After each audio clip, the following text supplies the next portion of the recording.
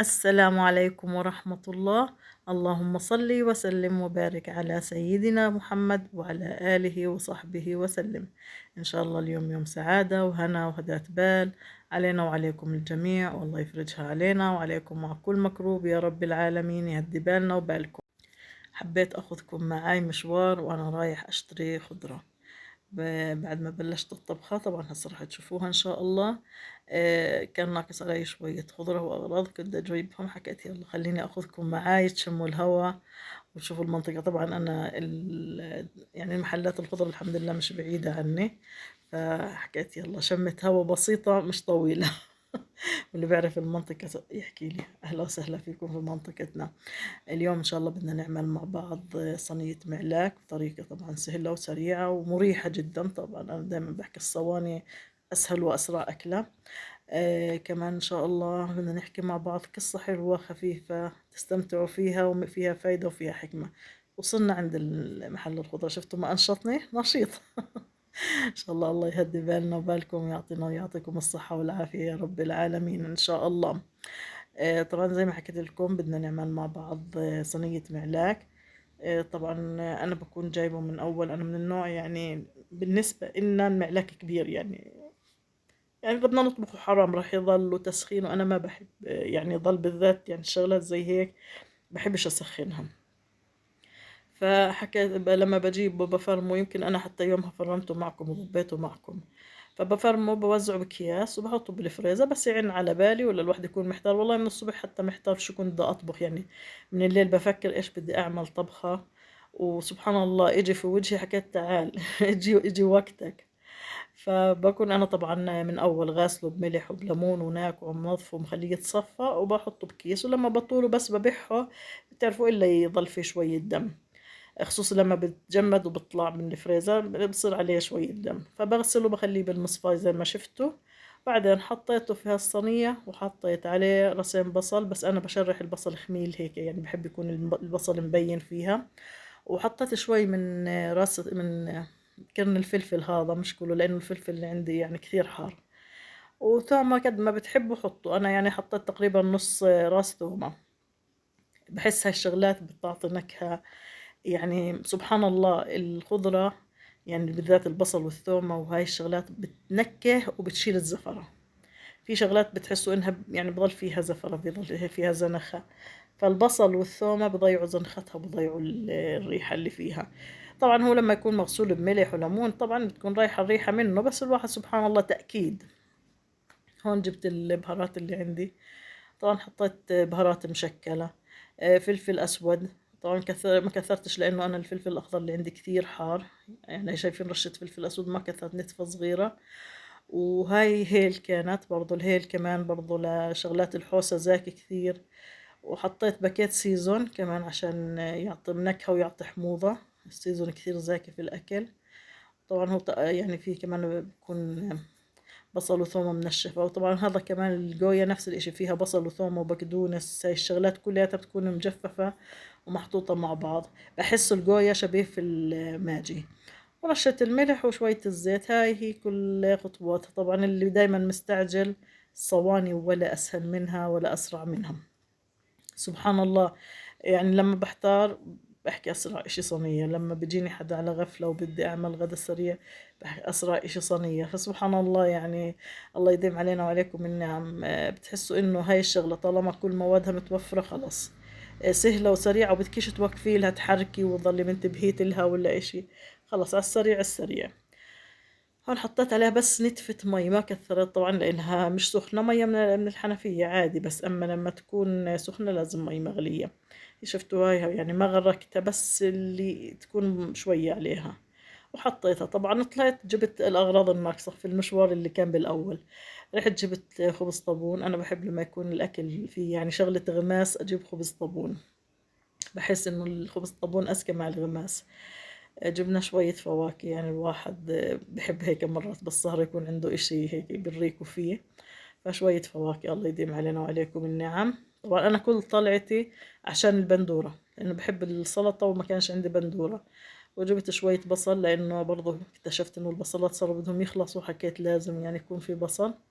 وبما إنه في سلطة لازمنا بقدونس ونعناع، فجبت ضمة بقدونس وضمة نعناع. فهي يعني مشترياتنا البسيطة. طبعا البندورات أهم إشي كل الطلع عشانكم. سبحان الله، بالصيف بحس لازم السلطة، ما بعرف، وفي أكل بتحسي لازم يكون معاه سلطة. يعني بخصوصي شغلة الغماس هاي بدها إشي البريك، يعني في يعني الحمد لله في لبن. جبت لبن بس برضه هذا، وكمان جبت شوية عنب أسود، العنب اللي عنده بلحي من الحبة الطويلة هيك. مرات الواحد سبحان الله بيشتهي. كمان هي علبة اللبن. يعني بتحسوا انه بالصيف البندورة واللبن حتى لو ما في اشي بده بندورة ولبن بنحطه، بنستخدمه. هسا خلينا نحكي القصة اللي بدنا نحكيها، اللي هي كيف تختبر آم، أصدقاء ابنك. هاي قصة في القديم صايرة مع واحد. كاين ابنه عنده يعني من 10 ل15 صاحب، وصحابي ودائما يحكي صحابي وصحابي. فهو بده يعني يعرف صحابه ابنه. هاي هون بحكي لكم أنا الخبز فاتحه عشان لأنه سخن عشان يطلع البخار منه. لأنه إذا سكرته بالكيس وعليه البخار فبيعرك وبنبل الخبز، فبخليه مفتوح هيك شوي عبين ما إنه يبرد شوي عشان أربطه ما يضل البخار معلق. يعني يعرك على الكيس وبعدين ينبل. المهم ضل يحكي اصحابي، يحكي له هذول اصحابك ثقة، يحكي له يابا اصحابي وهذول يعني زي ما نحكيهم بالشدايد، ما فيش حدا راح يوقف معي زيهم. فضل يحكي هالحكي. الأب يعني مش عاجبينه اصحاب ابنه، مش حاببهم. فاجى يوم حكى بدي اختبرهم. راح جاب هالذبيحة وذبحها ولفها بشوال ولفها زي شكل جثة. ونادى على ابنه حكى له بدك تنادي اصحابك، وهذه الجثة انت قتلتها وبدي اشوف انه اللي بده يساعدك. قال له لا يابا، شو هذول اصحابي وهسه بوقفوا معي. قال له بدك تناديهم وما تحكي لهم اشي، هاي الجثة انت اللي قتلتها، بدنا نشوف شو بدهم يحكوا له اصحابك. راح نادى عليهم، كانوا موجودين عنده، يعني كان هو عزمهم بالاصل. حكى لهم أنا قتلت واحد بالغلط وبدي تساعدوني ناخذه ندفنه. لهنا اللي صار يحكي له لا، واللي نط من الباب واللي نط من الشباك واللي مش عارف شو. تعالوا يا جماعة الخير وقفوا معي أنا بالشدة. قالوا له إحنا في الشغلات هاي ما لا أصحاب ولا غيره. سحبوا حالهن وراحوا. شوي إلا هن مبلغين عنه. لا الشرطة جاية. قال لهن الأبو تفضلوا تعالوا. دخلهن وقال لهن هذه ذبيحة أنا ذبحتها، وهيك هيك القصة، وهاي غداكم اليوم. طبخ للشرطة وغداهم. قال له شايف أصحابك، لما بدك تحكي صاحبي بدك تكون لما تحكي صاحب يعني إنه لو على الموت هو اللي بده يوقف معك. قال له أنا شو بيعرفني. حكى له استنى، هاي اللي صار معك بدي أخليه يصير معي. ودى ورا صاحب إله حكى له تعال بدي إياك، إلا هو جاي. قال له اسمعنا، في واحد دخل علي وأنا برعى في الغنم بالمراحل الفلاني، وأنا قتلته لأنه كان بده يسرق مني الغنم، وهسه بدي تروح تبلغ أهله إني أنا قتلته. اللي حكى له لا يا زلمة، شو أبلغ أهله، أنت وأهله أصحاب وأحباب، لا ما راح يحكوا إشي، بس أنا بدي أحكي لك مش أنت اللي قتلته، أنا اللي قتلته. يا ابن الحلال بلاش تبلي حالك. قال له لا لا، أنا بمون وأنا خلص، هن ما راح يزعلوا مني، وخليك أنت وياهن أصحاب وأحباب، وأنا اللي بدي أروح لأهل الشاب وأحكي لهم إني أنا قتلته بالغلط وفكرته حرامي وقتلته. اللي بيحكي لابنه شايف الصاحب لما عرف إنه أنا بدي أوقع في مصيبة، يعني لبسها لحاله، حكى إني أنا اللي سويت مش هو اللي سوى. مش إنه راح زي صحابك اللي هربوا واللي راح بلغ شرطة واللي أبصر شو. لما بدك تختار صاحبك اختار صاحب إنه عند وقت الضيق أو الشدة تلاقيه واقف جنبك ويكون إلك مثل سندك مثل حزامك. فالواحد سبحان الله فعلا إنه ما بتعرف الصاحب ولا بتعرف يعني مين ما كان. مش نحكي بس الصاحب، الصاحب والقريب، ومين ما كان غريب قريب ما بتعرفه إلا في وقت الشدايد. لما يصير معك موقف ساعتها ببين اللي بحبك واللي ما بحبك. والله يا رب يبعد عنا أصدقاء السوء ويقرب منا أصحابنا اللي بالخير واللي بيحبونا الخير. والصحبة الطيبة اللي دايما بنحكيها، هاي هي الواحد الناس اللي صحبتها لخير، واللي يوم القيامة هي اللي بدها تدور علينا. لأنه بحكي لك الصاحب يوم القيامة بيسأل عن صاحبه.